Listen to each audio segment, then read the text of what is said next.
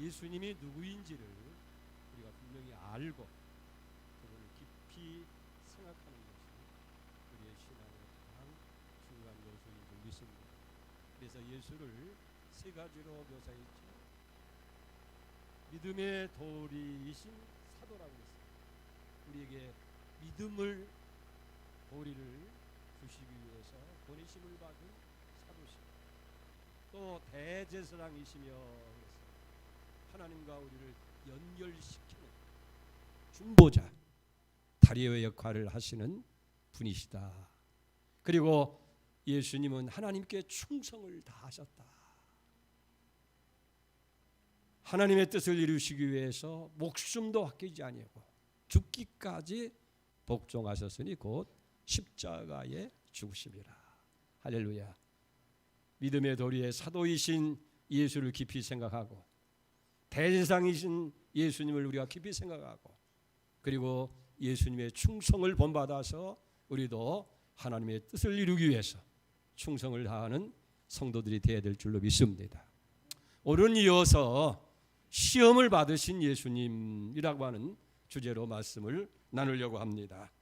에덴 동산에서 우리 인간이 범죄하고 타락한 이후에 모든 인류에 당면한 문제는 바로 사탄의 시험이었다 하는 거예요. 실제로 지상의 그 어떤 사람도 이 사탄의 시험과 유혹에서 제외된 사람은 없어요. 지금도 악한 사탄은 우리를 삼키기 위해서 어느 사자처럼 삼킬 자를 들어 찾고 있다 하는 것을 우리가 염두에 두고 살아가야 될 줄로 믿습니다. 오늘 본문의 말씀은 시험을 당하시는 예수님에 대해서 여기 말씀을 하고 있는 것을 보게 되어집니다. 우리가 예수님의 생애를 자세히 살펴보면 예수님께서 공생애를 시작하신 나이가 30세였어요. 그리고 공생애를 시작하실 때에 제일 첫 번째 한 일이 세례 받으신 거예요. 요단강가에서 세례 요한에게 세례를 받으십니다. 그리고 그 다음에 성령에 이끌려서 광야에 나가서 40일 동안을 금식하시면서 기도하시는 거예요. 바로 그때에 기도가 맞춰졌을 때에 악한 사탄의 시험을 받게 되었다 하는 거예요. 여기서 하나 우리의 의문이 생기게 됩니다. 시험이라고 하는 것은 우리가 연약하고 죄인이기 때문에 어쩔 수 없이 사탄의 시험을 받는다고 하는데 하나님의 아들이시고 죄가 없으신 예수님께서 마귀의 사탄의 시험을 받는다? 여러분 쉽게 이해가 되지 않고 납득이 가지 아니할 거예요. 그러나 여기에 대한 명백한 해답을 성경은 우리에게 제시해 주는 거예요.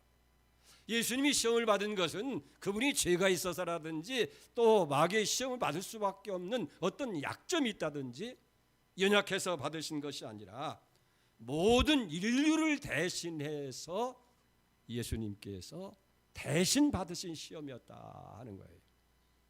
그리고 또 한 가지는 어떻게 사탄의 시험이 올 때 그 시험과 유혹을 이길 수 있는지를 명확하게 우리에게 제시해 줌으로써 우리도 이런 시험을 능히 이길 수 있다. 시험이 올 때 예수님이 이렇게 시험을 이겼으니 우리도 시험을 이길 수 있다 하는 것을 제시해 주시기 위해서 시험을 받으신 줄 믿습니다. 자, 그렇다고 한다면 이제 예수님께서 우리를 위해서 겪으신 시험이 어떤 것이며 그 시험을 어떻게 이기셨는지를 우리 본문을 통해서 배우기를 원합니다. 이건 아주 중요한 거예요. 자, 오늘 4장 1절 2절을 보십시다. 그때 예수께서 성령에게 이끌려 마귀에게 시험을 받으러 광야로 가사 40일을 밤낮으로 금식하신 후에 줄이신지라 라고 기록되어 있는 것을 봅니다.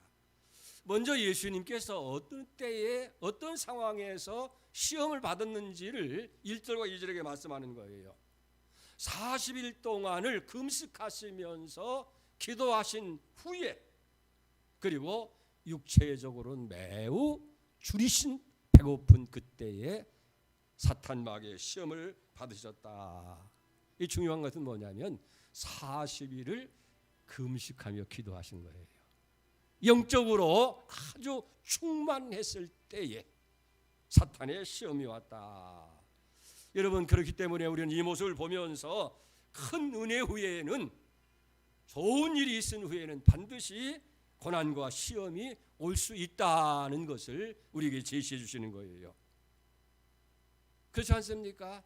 승리 뒤에 시련이 오고 은혜 받고 난 다음에 시험이 기다리고 있을 수 있다는 것을 우리에게 계시해 주시는 거예요. 자, 보세요. 마태복음 3장 16절 17절에 보면 예수님께서 세례를 받으시고 곧 물 위에서 올라오실 때에 하늘이 열리고 하나님의 성령이 비둘기같이 내려 자기 위에 임하시는 것을 보시더니, 그리고 하늘로부터 소리가 있어 말하되 이는 내 사랑하는 아들이요 기뻐하는 자라 하시니라. 여러분, 예수님이 세례를 받을 때 하늘이 열렸어요. 성령이 비둘기같이 임하는 거예요. 그리고 하나님의 음성이 들리는 거예요. 이는 내 기뻐하는 자고 내 사랑하는 아들이다. 놀라운 이런 경험을 하고 난 바로 직후에 성령께서 정반대의 현실로 예수님을 광야로 데리고 가신 것을 보게 됩니다. 여러분, 우리들이 영적 생활에 있어도 똑같은 경우를 겪을 수 있다는 얘기예요. 그래서 사도 바울은 고린도전서 10장 12절 말씀을 그런즉 선줄로 생각하는 자는 넘어질까 조심하라고 얘기를 합니다. 자, 성경의 예를 들어본다면 아브라함의 경우를 살펴볼 수가 있어요. 창세기 22장 1절에 보면 일 후에 하나님이 아브라함을 시험하시려고 그를 부르시되, 일 후에라고 하는 것은 뭡니까? 아브라함이 여러 가지 하나님의 은혜와 축복을 경험한 후에 시험이 온 거예요. 그 시험은 뭐였어요? 외아들 이삭을 번제물로 하나님께 드리라는 거예요. 전혀 가능성이 없는, 자기가 100세가 되고 아내가 경도가 끊어지고 생산 능력이 없는데 하나님의 능력으로 아들을 주신 거예요. 이런 놀라운 영적 체험 후에 아브라함을 시험하는 일들이 있게 되었다 하는 거예요. 엘리야의 경우를 한번 살펴보십시다. 우리가 엘리야의 이야기는 우리가 열왕기상 17장, 18장, 19장에 자세히 기록되어 있는데, 특별히 절정은 뭡니까? 18장에 보면 가밀산에 의해서 바알 선지자 450명과 대결하는 장면이 나와요. 얼마나 멋져요. 제물을 누가 참신이냐, 바알이 섬기는 신이 참신이냐, 여호와 하나님이 참신이냐 하는 것을 드러내고 또 증명하는 그런 대결입니다. 그래서 제물을 올려놓고 기도해서 하늘에서 불이 내려서 제물을 태우는 그 신이 진정한 신이다. 대결해서 엘리야가 기도할 때 하늘에서 불이 내려서 그 제물을 다 태우고 물까지 이런 것도 다 태우는 역사가 일어난 거예요. 그리고 나서 19장에 와서 기도하게 되어질 때에 어떤 역사가 일어납니까? 3년 반 동안 비가 내려진 하늘에서 비가 내리는 놀라운 기적이 일어난 거예요. 이것은 엘리야 생애에 있어서, 사역에 있어서 영적인 정적을 이루는 사건이었어요. 하나님의 기적을 보았습니다. 하늘의 음성이 들렸습니다. 하늘에서 불이 내려오고 오지 않던 맑은 하늘에서 갑자기 비가 쏟아지는 이런 일들이 있어진 후에, 그 다음에 엘리야 앞에 평탄한 길이 쫙 성공의 길이 열린 것이 아니라 그 정반대의 비참한 현실이 기다리고 있었어요. 그건 뭡니까? 아방 아내 이세벨이라고 하는 황후가 악한 왕비가 기다리고 있는 거예요. 그래서 19장 2절 말씀을 봅시다. 이세벨이 사신을 엘리야에게 보내어 이르되 내가 내일 이맘때에는 반드시 내 생명을 저 사람들 중 한 사람의 생명과 같게 하리라. 그러니까 450명 바알 선지자들을 기손가에 처단한 것처럼 이 왕비가 군사를 동원해서 엘리야를 쳐 죽이겠다는 거예요. 그러니까 엘리야가 어떻게 했습니까? 그렇게 충만했던 엘리야가 그만 겁이 덜컥 나가지고 이제 왕비의 낯을 피해서 광야로 도망을 칩니다. 그리고 한 호렙산 노뎀나무 밑에서 고백하는 그의 고백을 한번 들어보십시다. 자, 열왕기상 19장 4절에요. 저가 자신을 광야로 들어가 하룻길쯤 가서 한 노뎀나무 아래에 앉아서 자기가 죽기를 원하여 이르되 여호와여 넉넉하오니 지금 내 생명을 거두소서 나는 조상보다 낫지 못하나이다. 노뎀나무 아래에서 하나님의 죽기를 구하는 거예요. 그렇게 여호와가 참신이라고 증명을 하고 그 거짓 선지자를 다 죽였던 엘리야가 그만 이세벨에 의해서 이렇게 비참한 사람으로 하나님 넉넉하오니 이제 그만하시고 내 생명을 취해 주십시오. 그렇게 고백을 하고 있다 하는 거예요. 큰 은혜 후에 시험이 왔다 하는 것을 보여줍니다. 또 이스라엘 백성의 경우도 마찬가지예요. 이스라엘 백성들이 하나님께서 모세를 통해서 10가지 재앙을 바로에게 내리고 강력한 바로를 굴복시키고 이스라엘 백성들에게 해방령이 선포되어져서 이스라엘 백성들이 이제는 자유 약속의 땅을 향해 나가게 될 때에 주변에 있는 사람들이 다 이스라엘 사람들을 두려워가지고 그들이 요구하는 대로 금도 주고 은도 주고 여러 가지 보화를 다 주어서 가지고 나가게 하잖아요. 그때 얼마나 신이 났겠어요. 근데 얼마 가지 아니해서 그만 바로가 다시 정신을 차리고 군대를 동원해서 이스라엘 백성들을 추적해 오는 거예요. 그리고 보니까 앞에는 홍해가 가로막게 되는 거예요. 그때 이스라엘 백성들이 그 시험을 이기지 못하고 그만 낙심해서 얘기잖아요. 우리에게 매장지가 없어서 이 광야에서 죽게 하느냐. 차라리 우리가 애굽에서 저들을 섬기는 것이 이 광야에서 죽는 것보다 낫다. 여러분, 시험이라고 하는 것이 보면 내가 연약할 때 부족할 때도 있겠지만 가장 중요한 것은 이렇게 무언가 이루어지고 무언가 충만해지고 무언가 채워졌을 때에 주어졌던 사실을 우리가 보게 됩니다. 중요한 것은 그런 시험이 올 때 우리는 낙심해서는 안 된다는 거예요. 왜?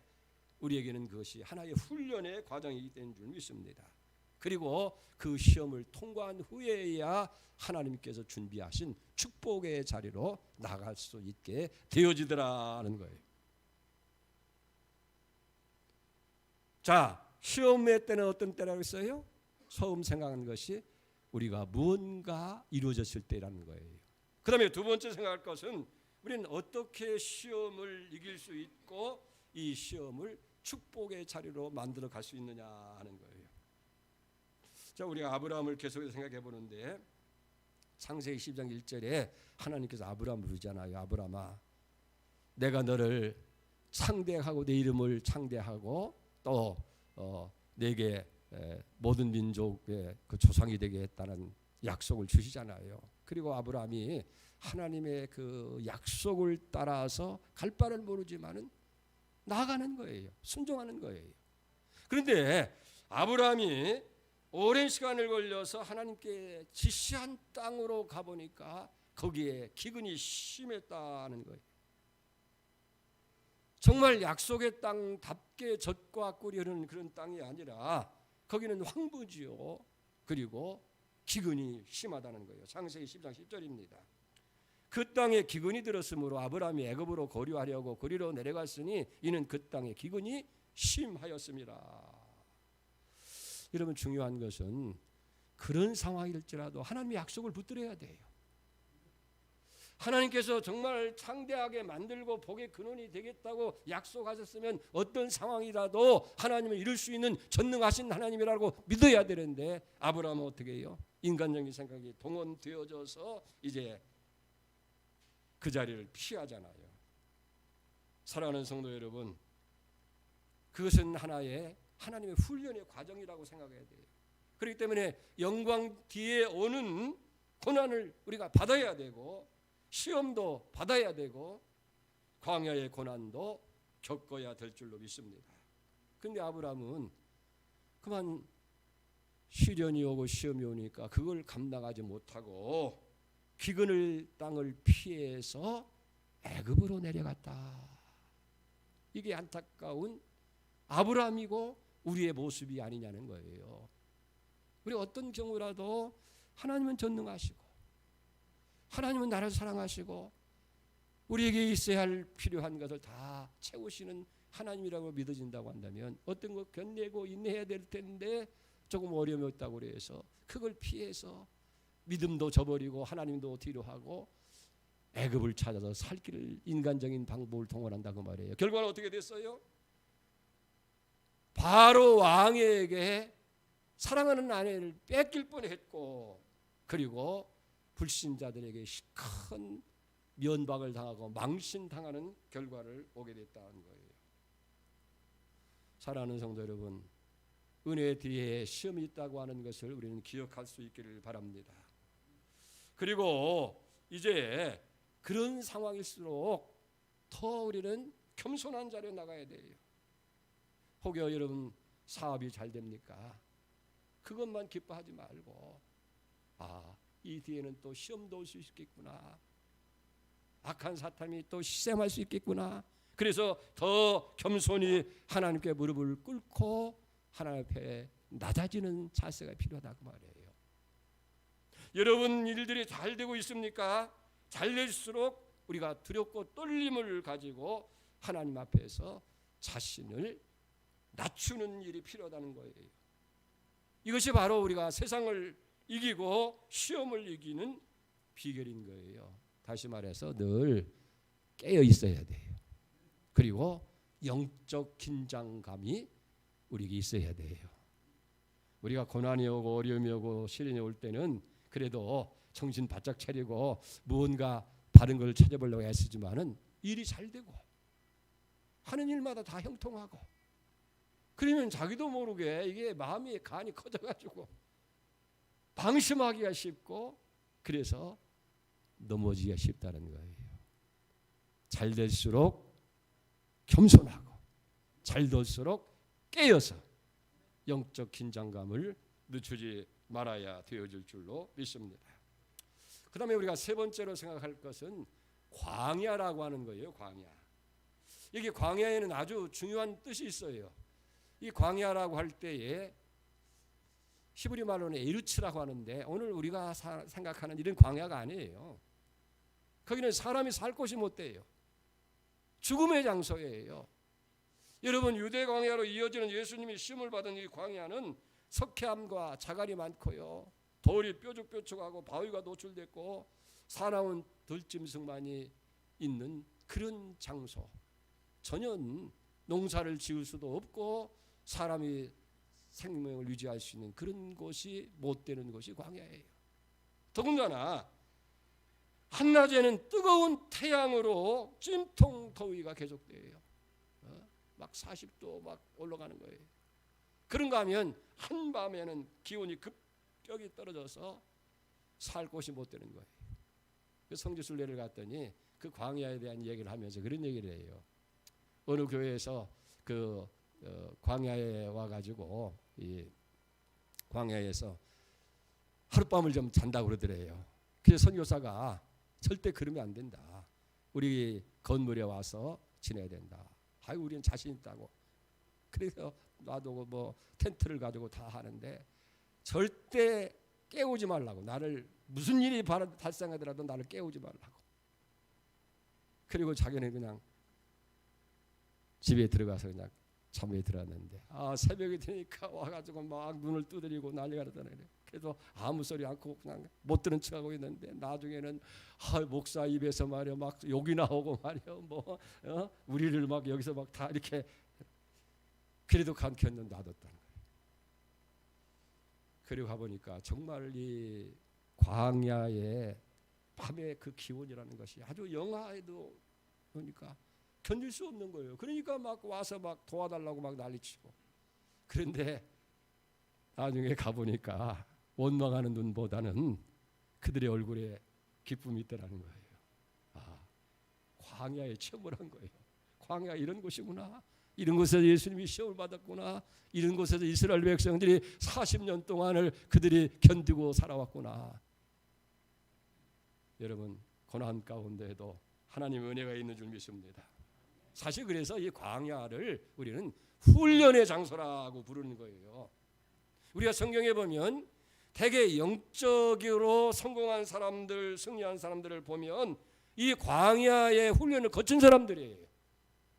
여러분, 모세가 이스라엘 출애굽의 영웅이 될 수 있었고 지도자가 될 수 있었던 것은 그가 배운 학문이나 그가 가지고 있는 공주의 아들이라는 지위나 어떤 왕국의 배경으로서 이루어진 것이 아니라 미디안 광야의 40년이라고 하는 이 훈련이 있고서야 비로소 출애굽의 주인공으로 쓰임받는 인물이 되어진 줄로 믿습니다.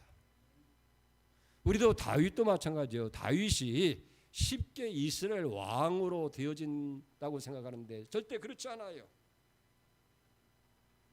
이 다윗도 사울이라고 하는 왕에게 쫓기는 바로 이 쫓김의 광야가 있었어요.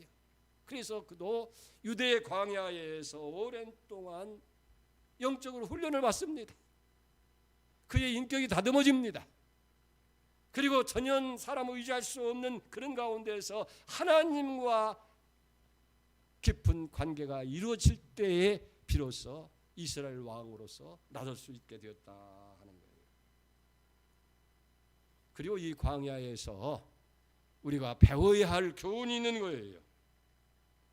사람의 성공이나 실패라고 하는 것은 어떤 환경에 의해서 좌우되는 것이 아니고 그 환경이 사람을 바꾸는 것이 아니고 사람 자신이 문제가 된다 하는 거예요. 그렇기 때문에 때로는 역경이 축복의 기회도 될 수 있고 고난이라고 하는 것이 우리 인생의 승리의 자원이 될 수 있다는 것을 우리는 알아야 돼요. 여러분, 행여 내 집 한 칸 마련하지 못해서 여러분 낙심하거나 절망하지 마세요. 예수님 뭐라고 말씀했어요? 여우도 굴이 있고 공중에 나는 새도 깃들 곳이 있는데 인자는 머리 들 곳도 없다. 그렇지만은 여러분, 하나님께서 우리의 거할 처소를 예비하시고 장막을 마련해 주시는 줄 믿습니다. 당장 직장에서 해직되고 경제적으로 어려워서 내일의 양식에 대해서 걱정하고 근심하고 있습니까? 여러분, 불평하라 원망하지 마세요. 공중에 나는 새를 보라고 말씀하시고 들에 피는 꽃을 보라고 말씀하시면서 그들을 하나님께서 먹이시고 입히시는데 하물며 너일까 보냐. 아멘. 무엇을 먹을까 무엇을 입을까 염려하지 마라. 이거 다 이방 사람들이 구하는 것이고 너희 하늘 아버지께서 다 알고 계신다는 거예요. 아멘. 그렇기 때문에 이것이 환경인데 환경이 우리에게 승리를 주는 것이 아니라는 거예요. 문제는 사람이라는 거예요. 하나님은 오히려 이런 역경의 광야 속에서 우리를 훈련하시고 연단하셔서 하나님의 사람으로 쓰시는 줄로 믿습니다. 그렇기 때문에 어떤 환경이라도 그 환경 때문에 불평하거나 낙심하거나 하나님께 원망하지 말자는 거예요. 오히려 그 고통과 역경을 순종으로 받아들이고 그 역경을 통해서 우리가 하나님 앞에 한 걸음 더 가까이 나가게 될 때에 오히려 그 환경은 우리의 축복으로 그리고 승리의 기회로 만들어줄 줄로 믿습니다. 이렇게 거칠고 살 곳이 못 되는 광야를 통해서 하나님의 훈련을 통해서 우리를 하나님 사람으로 만들어가는 줄 믿습니다. 네 번째로 한 가지 더 생각할 주제가 있는데 예수님께서 이렇게 성령의 인도를 받아서 영적 훈련을 받고 있을 때에 누가 찾아왔어요? 사탄이 찾아왔다는 거예요. 우리가 기억할 것은 하나님은 언제나 정확한 때에 하시는 거예요. 일을 하세요. 우리가 필요한 때가 아니고 하나님의 때, 그래서 예수님도 여러 가지 얘기할 때 아직 내 때가 이르지 않았다. 아버지 때.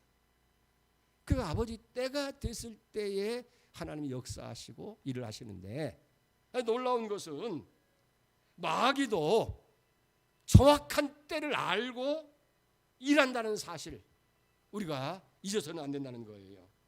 자, 본문에 보세요. 예수님께서 아주 시험받기 아주 쉬운 때, 환경적으로 가장 힘들고 어려운 때, 사탄은 바로 그 기회를 잡아가지고 유혹의 손길, 시험의 손길을 내밀고 있다는 거예요. 그러니까 우리가 사탄을 얕봐서는 안 된다는 거예요.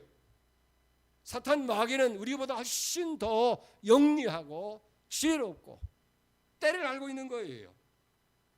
우리의 약함과 허점을 다 알고 있는 것이 사탄이라는 거예요.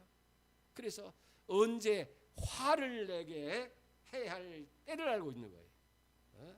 부부 간에도 또 부모 자식 간에도 성도 간에도 언제 이걸 건드리면 화를 내겠다, 그때를 알고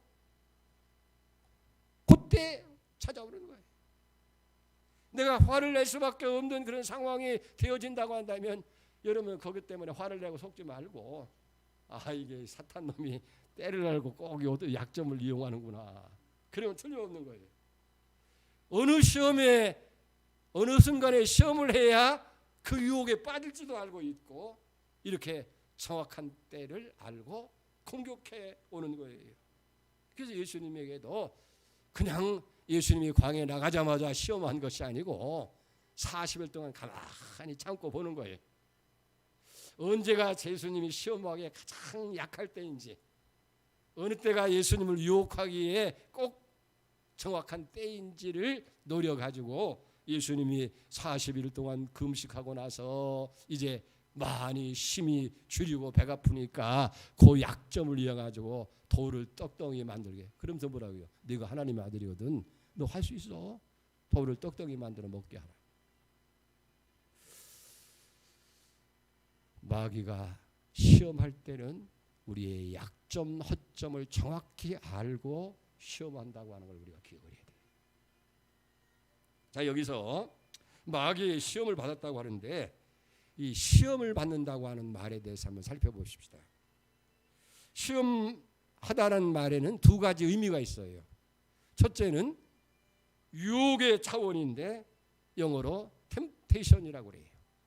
템테이션이라고 하는데, 이것은 우리를 넘어지게 하고 또 망하게 하는 악한 자 사탄으로부터 시작되는 유혹이고, 또 하나의 시험하다는 것은 테스트, 훈련의 트레이닝이라고 하는 훈련의 의미가 있는 거예요. 이것은 이 훈련을 통해서 연단하고 잘못된 것을 바로 잡고 더 강하게, 더 온전하게 만들기 위해서 주어지는 시험.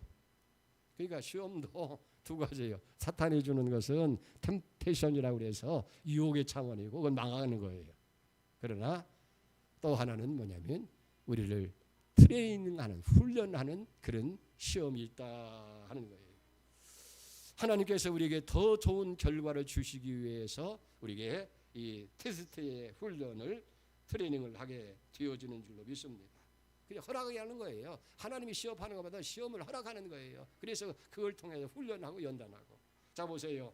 그렇게 해서 우리를 온전하게 만들고 흠이 없게 만들고 그리고 온전한 성도가 되게 하시는 거예요. 더 영적으로 더 성숙하고 깊은 자리에 있게 하는 거예요. 그러나 사탄은 어떻게 해요? 우리를 유혹하고 시험하는 것은 죄를 짓게 만드는 거예요. 타락하게 만드는 거예요. 그래서 마지막에는 망하게 만드는 것이다 하는 거예요. 여러분, 그러나 기억하세요. 꼭 이것만 기억하면 돼요. 아이고, 마귀가 정확한 때에 와서 시험하라고 하면 나는 그런 시험을 이길 만한 힘도 없고 능력도 없는데 어떻게 하는가. 근데 이거 보세요. 마귀는 예수님을 망하게 하기 위해서, 실패하기 위해서 시험했지만은 하나님은 그것을 가장 가치 있는 승리의 기회로 바꿔주셨다 하는 거예요. 이게 중요해요. 사랑하는 여러분, 그래서 여러 가지 시험을 당하거든 낙심하지 말라는 거예요. 예? 그런 시험을 통해서 우리가 감당치 못함을 시험은 허락지도 아니하시고, 시험 당할 때는 능히 피할 길을 주셔서 능히 감당케 하시는 것이 하나님이신 줄 믿으시 바랍니다. 이게 믿는 성도의 특권이에요. 어떤 시험이 오더라도 하나님은 피할 길을 만드셨어요. 그리고 그 시험을 능히 이기게 하시는 하나님이시라는 사실. 여러분 시험 당하고 있어요? 어려움이 있어요? 문제가 있어요? 피할 길 줄 줄 믿으십니다. 그리고 그걸 능히 감당케 하시고 마지막에 승리케 하는 거예요. 그래서 야고보는 야고보서 1장 2절 이하에 이렇게 말씀하고 있습니다. 내 형제들아, 너희가 여러 가지 시험을 만나거든 온전히 기쁘게 여겨라 그랬어요. 왜? 이는 너희 믿음의 시련 인내를 만들어내는 줄 너희가 알미라. 그 다음에 이제 부탁하는 말이 인내를 온전히 이루라는 거예요. 이는 너희로 온전하고 구비하여 조금도 부족함이 없게 하려 함이라. 그래서 시험을 기쁘게 여겨요. 할렐루야. 힘들죠. 어렵죠. 그러나 이게 성경의 명령이에요. 왜? 우리는 알기 때문에 기뻐하는 거예요. 이 시험을 통해서 하나님께서 어떤 더 큰 걸 주시려고 하나, 어떤 큰 축복을 주시려고 하는가, 내 인생에 어떤 하나님의 더 은혜를 주시려고 이런 시험을 내게 주시는가. 할렐루야. 기쁘게 여기고 그 다음에 어떻게 해요? 인내해라. 인내. 믿음의 시련이 인내를 만드는 줄 알고 우리 견뎌야 돼요. 참아야 돼요. 그러면 어떻게 해요? 온전하고 구비해서 조금도 부족함이 없게 하려 함이라. 여러분 하나님의 아들이시고 또한 하나님 자신이었던 하나님이셨던 예수님께서도 우리의 몸을 입으셨을 때에 이렇게 사탄의 유혹과 시험을 받았다는 거예요. 그리고 예수님께서는 통곡과 눈물로 흘리실 수밖에 없는 그런 상황도 겪으셔야겠다는 거예요. 하물며 우리 인간이야. 연약하고 죄인인 인간이 어떻게 시험을 외면할 수 있어요? 아무 시험도 없이 그저 평탄한 것만 있었으면 너무 좋겠다. 재밌는 얘기했다. 어떤 사람이 동남아 열대지방을 여행하다 보니까요, 사시사철 동안 꽃이 피는 거예요.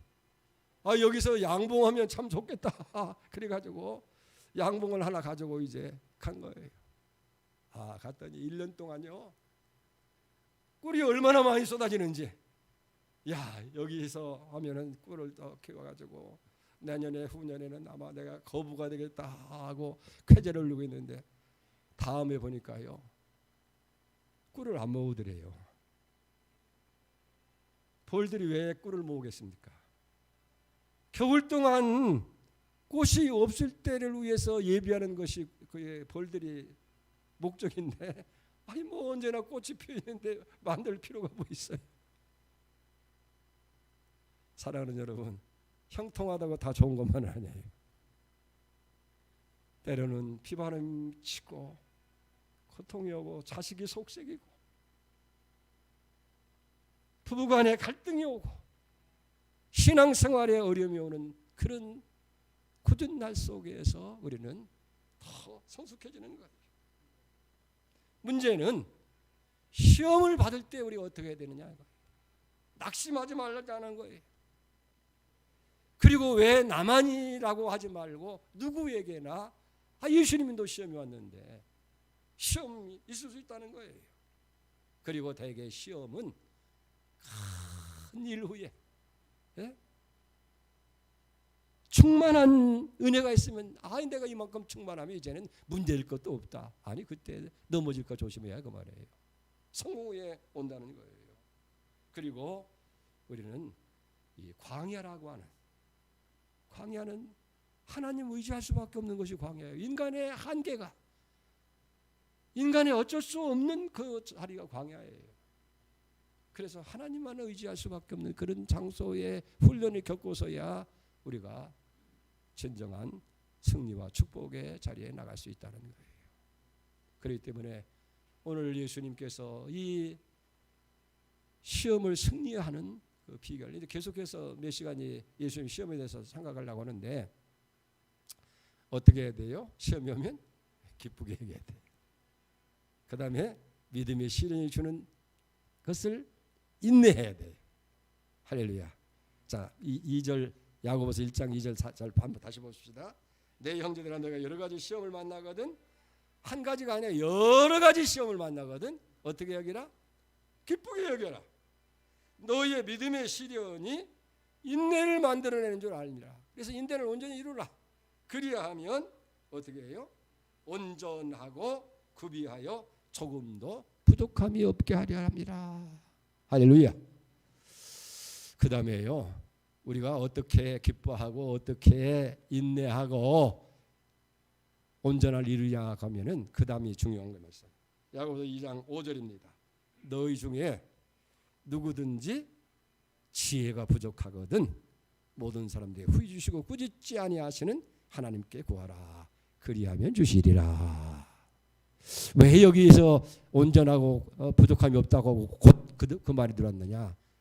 지혜가 부족하든, 다시 말해서 내가 기뻐할 수도 없고 시험을 감내할 수도 없고 인내할 수도 없고 아무리 미래가 좋다고 하지만은 당장 눈앞에 이게 절망할 수밖에 없는 이 환경을 어떻게 우리가 극복할 수 있느냐? 그때 후히 주시고 꾸짖지 아니하시는 하나님께 기도하라는 거예요. 구하라. 그리하면 주시리라. 기뻐할 수 있는 마음도 주시고 인내할 수 있는 용기도 주시고 부족함이 없도록 만들어 주시는 축복도 주신다 그 말이에요. 할렐루야. 오늘 이 은혜가 여러분들 있기를 주로 축복합니다. 하나님 아버지, 오늘 예수님께서 시험을 당하시는 모습을 통해서 끊임없이 우리에게 다가오는 여러 가지 시험 가운데서 우리가 어떤 때 시험을 당하고 어떻게 시험을 이기고 시험을 만났을 때 어떻게 할지를 가르쳐 주심을 감사합니다. 야고보의 고백처럼 기쁘게 여기게 하시고 믿음의 시련을 우리가 인내로 견디게 하시고 그리고 지혜가 부족할 때 힘이 없을 때 후히 주시고 꾸짖지 아니하시는 하나님께 구해서 용기도 얻고 힘도 얻고 마침내 온전하고 구비에 부족함이 없는 성숙한 신앙의 길을 나가게 해 주옵소서. 예수님의 이름으로 기도를 아멘.